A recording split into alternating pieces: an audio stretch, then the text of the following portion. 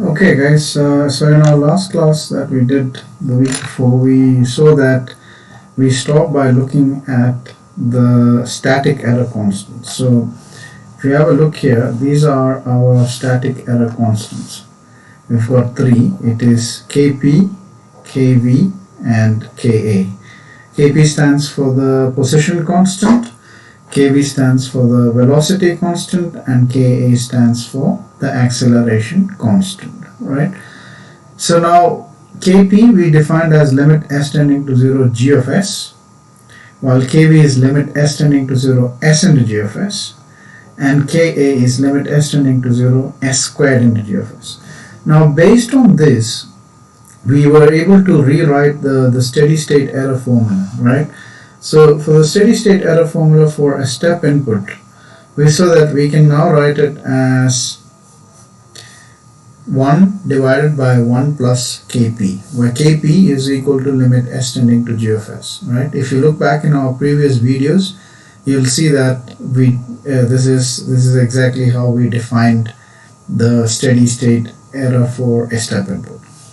Then when it comes to a ramp input, it becomes 1 divided by 1 plus Kv, 1 divided by Kv, and for a parabolic input, it becomes 1 divided by Ka.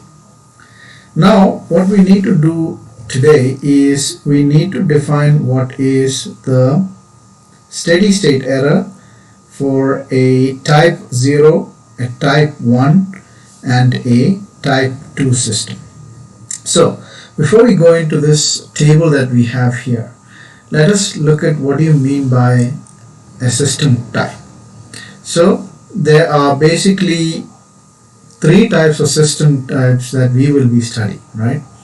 They are your type 0, type 1 and type 2. Now how do you come to the conclusion of what is a type 0, what is a type 1 and what is a type 2 system? So the system type refers to the number of, so the system type refers to the number of poles at the origin, right? So this is what the system type technically refers to, right? Let's put that here, right? So the system type refers to the number of poles at the origin. So if you look at this specific example here, right, you have the g of s of a system, which is as shown here. Now if s raised to n, right, is what symbolizes the system type, right? S raised to n symbolizes the system type. Now if system type is equal to 0, that means if s raised to n, right, it shows the number of poles, right? So if here n is equal to 0, then you have a type 0 system. If n is equal to 1, it means that there is one pole at the origin, so you have a type 1 system, right? And if n is equal to 2, then it means that you have two poles at the origin, so you have a type 2 system, right? So this is how you define the system type, okay? So now what we're going to do is we're going to continue with our system type, and we're going to look at how the system type affects the static error constant and the steady state error for each of these systems. So you have type 0 systems here. So that is the first one that we're having. We have a type 0 system. Sorry, here is your type 0 system. Then you have your type 1 system, and then you have your type 2 system, right? So to make our work a bit more easier, what I'm going to do is I'm going to copy and paste these three terms, because we'll be using these three a lot, right? Yeah. we're gonna, let's see, okay, let's see if we can keep that here, right?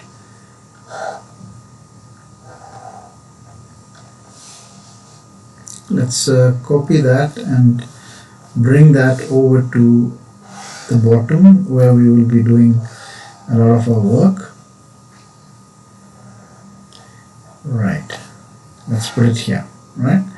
Okay, so let's start with type 0 system. So what is the static error constant for a type 0 system? So remember, a type 0 system will have no poles at the origin, right? So if there are no poles at the origin, then how will the steady state error be, or the static error constant? So the static error constant, you will see, will be Kp will be a constant, right? So that's what it basically means. So Kp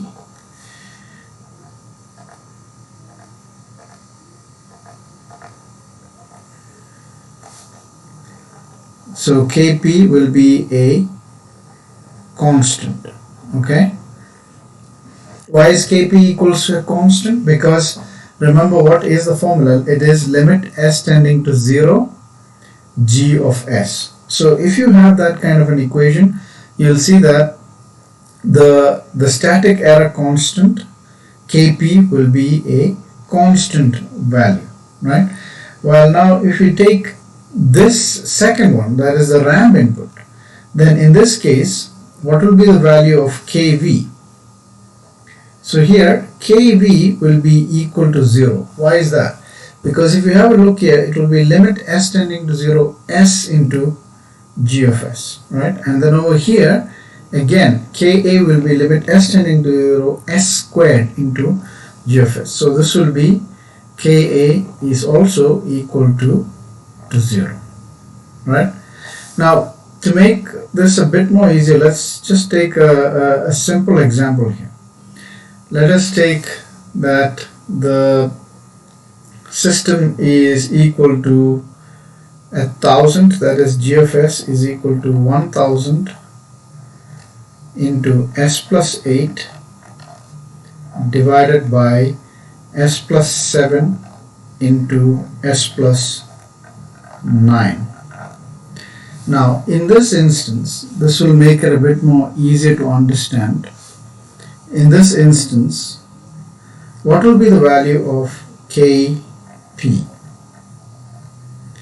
Remember, the formula is limit s tending to 0 g of s.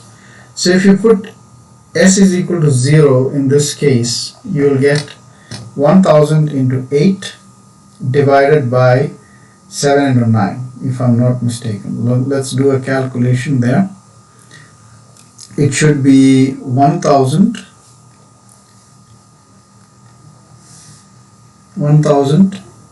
into 8 divided by 7 into 9. So if you do that, it will be 1000 into 8 divided by 63. 7 into 9 is 63. So what will that give us?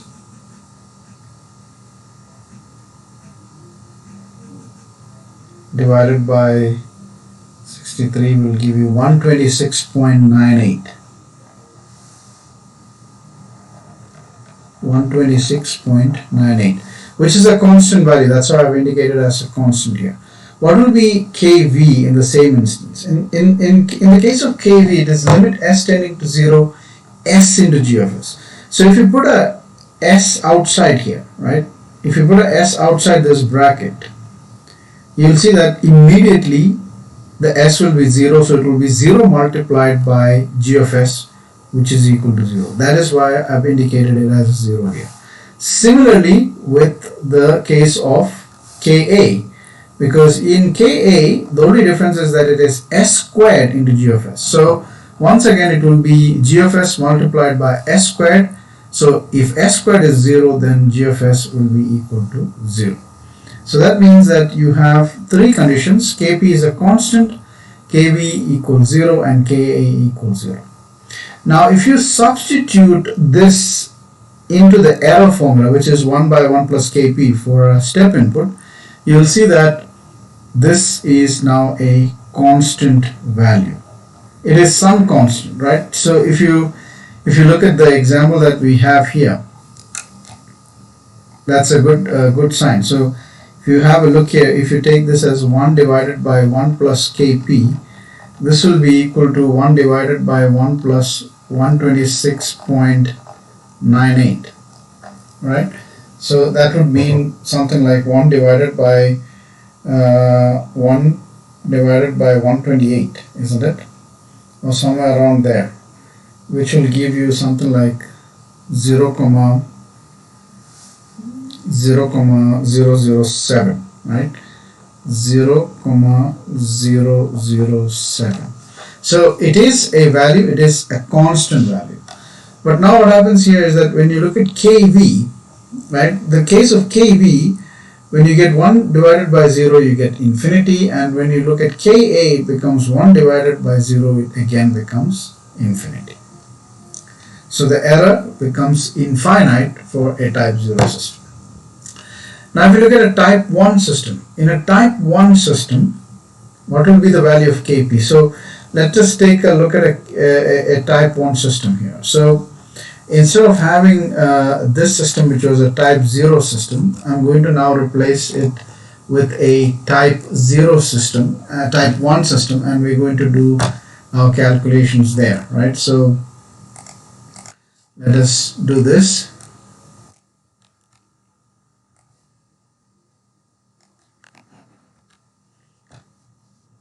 Okay, so let's start with the type 1 system now. Type 1 system. So g of s is equal to, let's say this time it is s into 1000 into s plus 8, right, divided by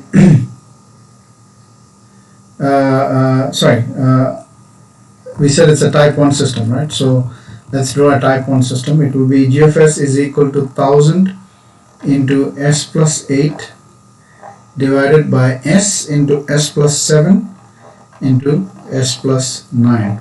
So this is a type 1 system. As you can see, there is one single pole lying at the denominator, right? Now if you find Kp is limit s tending to 0 g of s.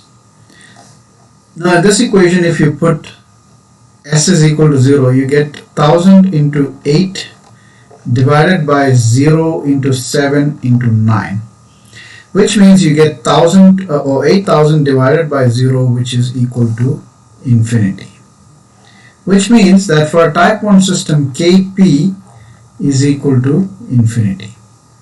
While Kv, now what is Kv? The formula for Kv is limit s tending to 0 s into g of s. So now if you put s into this bracket here, right, so let's say that this is the case. If you put s here, what will happen is that the s and the s at the denominator will cancel out, which means that Kv will be a constant. In this case, it will be that same value that we got previously, 126.9, but it will be a constant, right? Now if you look at the case of Ka, right, in Ka's case, right, I'm gonna just gonna rub it off here just to bring the answer in. So let's say that in the case of Ka, you have s and then you have limit s tending to 0 s squared into g of s. So that means you have a s squared here, which means that the one s from the top will cancel out the s in the denominator, and then you have a s at the numerator, which means when you take this equation, right, and you substitute the limits, what do you get? You get this as 1000 into 8 into 0 divided by 7 into 9, which means that Ka is equal to 0. Now let's find out the error. So if Kp is equal to infinity, 1 divided by 1 plus infinity, that means that the error will be 0. If Kb is equal to a constant, the error will be 1 divided by Kb, which will be a constant. And over here, you will see that if Ka is equal to 0, the error will be 1 divided by 0, which means that the error will be infinite. Okay. Similarly, if you move to a type 2 system, let's look at a type 2 system, right? So here you have a type 2 system. Let's use the same example. It will be 1000 into s plus 8. Let's say that because it's type 2, I'm going to say s squared into s plus 7 into s plus 9. Okay, so this is a type 2 system. You can see that there are two poles lying at the denominator or at the pole, right? So in this instance, when you apply the Kp formula, you will see that it will be limit s tending to 0 g of s. So because of the s square at the denominator, Kp will be infinity. Okay. Again, if you look at Kb, it is limit s tending to 0 s into g of s, which means that the 1s and the 1s at the denominator will only be cancelled, so there will be an s at the denominator, which means when you substitute the limit, you will still get Kb as equal to infinity. But Ka is limit s tending to 0 s squared into g of s. So the s squared and the s squared at the denominator will cancel out. Therefore, Ka will be a constant value here. Now if you look at the error will be 0 because 1 divided by 1 plus infinity is 0. Again for Kb it will be 0 because it will be 1 divided by infinity. And then when it comes to Ka, it will be a constant value which is equal to 1 divided by Ka, right? So this is how you describe the system type and the impact of the system type on the errors. Now in your textbook on page 353 you will see the completed table. So here is that completed table. I just did the calculations for that. That's the calculations, and then when it comes here, this is the clear table that we have on page 353. So here you can see the different kinds of system types and their corresponding value of static error constant and the steady state error for these types, right? Remember, what are we trying to achieve here? We are trying to see if we can get error as 0, right? That is the aim that we are looking at. So one short conclusion that you can take here is that if you have a type 0 system which has a finite error like this one here, right? If you increase the system type, then that error becomes 0, right? So in simple terms, if you place a pole at the origin of a type 0 system, in other words, if you increase the system type, then the error is reduced to 0. So if for as a simple interview question also you asked, how do you reduce the steady state error of a system of a type 0 system to 0, then your simple short answer is that you will need to increase the system type by 1, right? It can even be a type 2 system, but then remember, adding one pole and adding two poles. So if you add a pole at the origin, then you have immediately reduced the steady state error to 0. But we will find out in our coming classes that this is easier said than done. It is not always going to be as easy as substituting or placing a pole at the origin, because when you place a pole at the origin, there will be some imbalances in the circuit which will result in the system being unstable. But that's something that we will be discussing in our next class. So for today's class, this is your system type So to recap, system type refers to the number of poles located at the origin, right? So if there are no poles, it's a type 0 system. If it's one pole, it's a type 1 system. And if it's two poles at the origin, it's a type 2 system. Then we looked at the impact of the type of the system on the static error constant as well as the error. Right. Okay, so we'll stop with this for today, and then we'll look forward to next class. Thank you.